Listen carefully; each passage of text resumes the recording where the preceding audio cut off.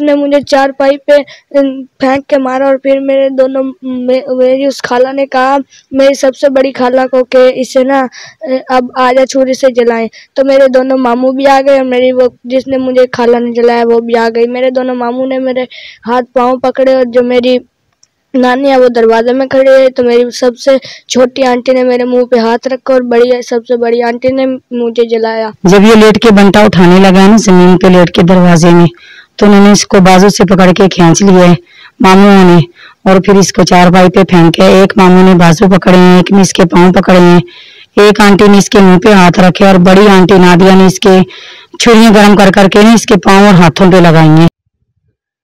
बिस्मिल्लाहिर्रहमानिर्रहीम। अस्सलाम वालेकुम नाजरीन, मामू के बारे में ये कहा जाता है कि मामू जो है, मामे का लफ्ज़ जो है उसमें दो माएँ आती हैं, और खाला को भी हदीस नबी सल्लल्लाहु अलैहि वसल्लम के हवाले से एक माँ का दर्जा दिया गया है।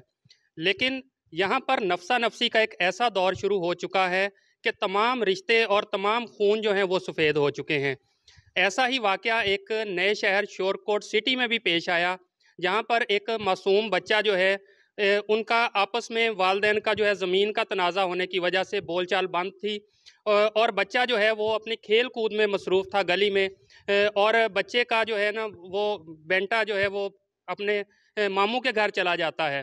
तो वहाँ पर वो बच्चा जब उठाने की कोशिश करता है तो उसके मामू जो है उसको अंदर खींचते हैं, और उसकी जो खालाएँ हैं वो उसको छुरियां गर्म करके उसके जिस्म को दागती हैं, और उसके जो मामू हैं वो डंडों और सोटों से जो है बच्चे को मारने की कोशिश करते हैं। इसके अलावा उसको जान से मारने की भी धमकियां देते हैं। उसके अलावा जो बच्चे की नानी है उसका भी ये रोल था कि वो दरवाजे में खड़ी होती है ताकि कोई अंदर ना आ सके और इस सारे वाक़े को देख ना सके।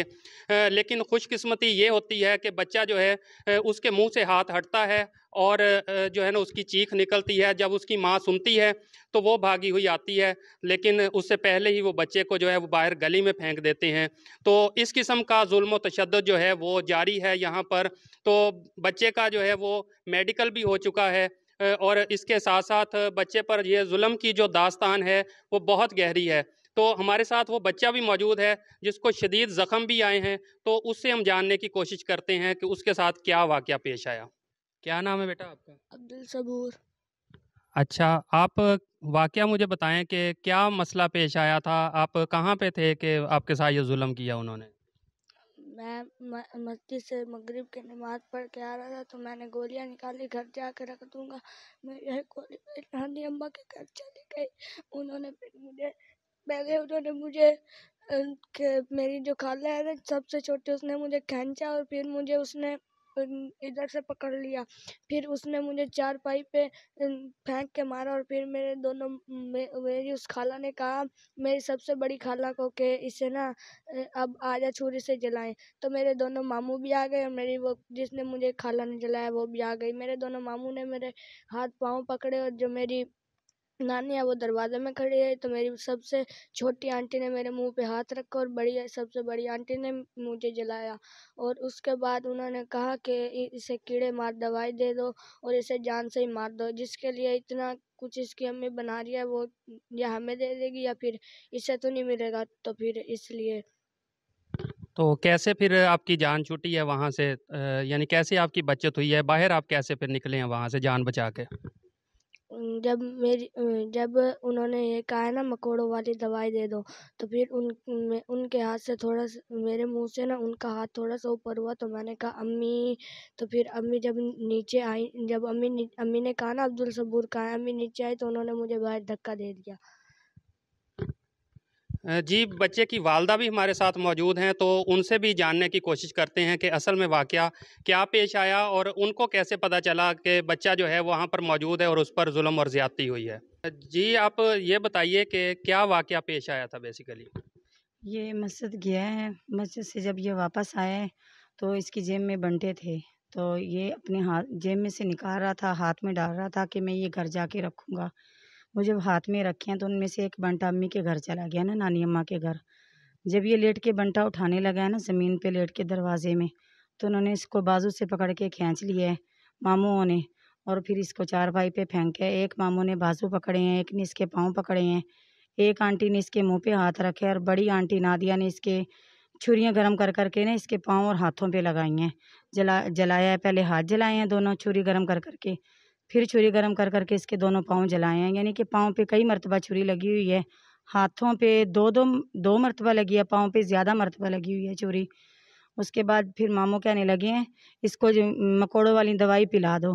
جب وہ دوائی انہوں نے پیالی میں حل کر لی اور اس کو پلانے لگے، جب منہ سے ہاتھ ہٹا تو تب اس نے یہ کہا کہ مجھے نہ مارو، میں اپنی امی کا ایک ہی بیٹا ہوں، اور پھر وہ کہنے لگے نہیں نہیں اس کو دوائی پلاؤ، سیدھا کرو۔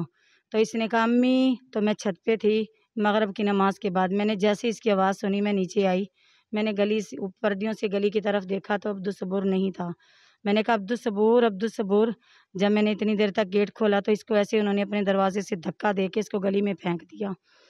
میں گلی میں گئی، میں نے اس کو اٹھایا، میں نے کہا کیا ہوا؟ مجھے کہنے لگا امی میں جل گیا ہوں، میں جل گیا ہوں، میں جل گیا ہوں، بس یہی لفظ تھے اس کی زبان پہ۔ پھر یہ میں نے اس کو اندر جیسے داخل کیا، یہ سیدھا واش روم میں چلا گیا، ٹوٹی چلا کے اس نے ہاتھ پاؤں بھگو دی اور وہ اتنے بڑے بڑے چھالے بن گئے۔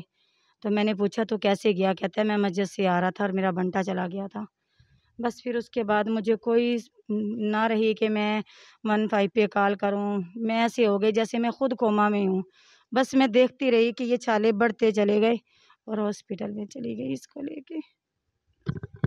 تو یہ تو بڑے پیارے رشتے ہوتے ہیں، ماموں کا، خالہ کا، نانی کا، تو کیا ایسی وجہ بنی ہے کہ وہ اس حد تک چلے گئے ہیں؟ آپ حالانکہ آپ کا گھر جو ہے ان کے ساتھ ہی ہے، تو کیا وجہ ہوئی ہے؟ اور اس کے علاوہ آپ کے ہسبینڈ کہاں پر ہیں؟ انہوں نے کوئی ابھی تک ایکشن لیا ہے یا آپ نے کوئی ابھی تک اس پہ جو ہے وہ پولیس کو رپورٹ وغیرہ کروائی ہے؟ میں نے کل پولیس کو رپورٹ کروائی ہے کل، تو انہوں نے کہا ہے کہ انشاءاللہ ہم یہ کارروائی کریں گے، لیکن ابھی تک کوئی کارروائی بھی نہیں ہوئی، نہ کوئی ان کو کال ہوئی ہے، نہ ادھر آئے ہیں، نہ پوچھا ہے۔ اور اس سے پہلے 15 سال تک میں اپنے میاں کی کمائی اپنے والدین کے اکاؤنٹ میں آتی رہی ہے، وہ کھاتے رہے ہیں۔ اب میرے خود سے بچے بڑے ہو گئے تھے، میرے سسرال والوں نے مجھے یہ گھر تعمیر کر کے دیا کہ اپنے بچوں کا خیال کرو۔ 4 سال ہو گئے ہیں جب سے یہ الگ گھر بنا کے بیٹھی ہوں، تب سے یہ میرے دشمن ہو گئے ہیں۔ لیکن اب جلانے کا تو میں نے کبھی سوچا بھی نہیں تھا کہ یہ میرے بہن بھائی یہ حرکت بھی کر جائیں گے، اور مکان کا کیس بھی انہوں نے میرے پہ عدالت میں کیا ہوا ہے، لیکن اس کے باوجود انہوں نے یہ حرکت کی، اس کا میں نے کبھی نہیں سوچا تھا۔ یہ مکان آپ کو سسرال والوں نے بنا کے دیا ہے، اور خریدا آپ نے کس سے ہے یہ مکان؟ خریدا میں نے اپنے والدین سے ہے پیسوں کا، اور بنا کے میرے سسرال والوں نے دیا ہے، وہ خود آئے تھے، ادھر کے ہی مستری تھے، انہوں نے مجھے یہ تعمیر کر کے دیا ہے، میرے سسرال والوں نے۔ تو آپ کے ہسبینڈ کہاں پہ ہوتے ہیں؟ میرے میاں پاکستان نیوی میں ملازم ہیں، ادھر ڈیوٹی کرتے ہیں سرکاری۔ میڈیکل میں بھی زخموں کے جو ہے نا وہ سارے آ چکے ہیں، آپ نے جو اپلیکیشن دی ہے کیا ابھی تک کوئی FIR وغیرہ اس پہ درج نہیں ہو سکی؟ میں نے جب اپلیکیشن دینے گئی تھی، میں نے سر سے بات کی تھی کہ آپ یہ ابھی کال کریں یا ادھر جائیں اور ان کو پکڑیں، اور بھی میرے بچے کا اتنا مسئلہ ہے، تو انہوں نے کہا ہے کہ کر لیں گے، کوئی ٹینشن نہیں ہے، اتوار ہے، اتوار گزر جائے گا، اس کے بعد دیکھیں گے۔ جو آپ نے اپلیکیشن دی ہے وہ فرنٹ ڈیسک پہ دی ہے یا مینولی آپ نے اپلیکیشن دی؟ فرنٹ اس پہ دی ہے، ہاں جی بالکل سر جی۔ جی بالکل، آپ نے یہ بچے کی بھی گفتگو سنی ہے، اس کی والدہ کی بھی گفتگو سنی ہے کہ ظلم کے پہاڑ اس پر توڑ دیے گئے ہیں، اس کو جلایا گیا ہے۔ جلانے کے بارے میں تو یہ ایک بڑا اسلامک پوائنٹ آف ویو سے بھی دیکھیں کہ جلانے کا عذاب تو صرف اللہ تعالیٰ دے سکتا ہے، تو یہ انسانوں نے نعوذ باللہ خود کو خدا سمجھنا شروع کر دیا ہے۔ پولیس کو بھی درخواست دی جا چکی ہے فرنٹ ڈیسک پہ، لیکن 24 گھنٹے گزر چکے ہیں، ابھی تک اس کی FIR بھی درج نہیں ہو سکی۔